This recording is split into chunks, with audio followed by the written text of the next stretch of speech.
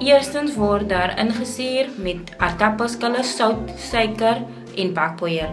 Dan word dit oornag gestoor om te fermenteer. Vroeg die volgende oggend word daar vuur gemaak met die hout wat gekry word uit indringerplante.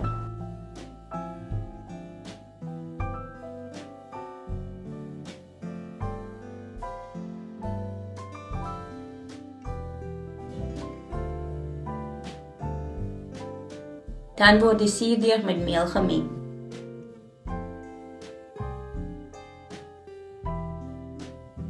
Die deeg word dan goed deurgeknie.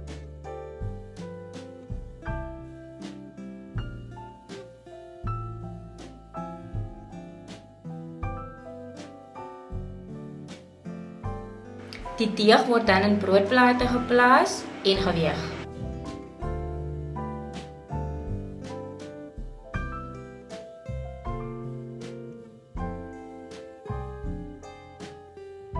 Dan word dit in warm kleioonde geplaas totdat dit gaar is.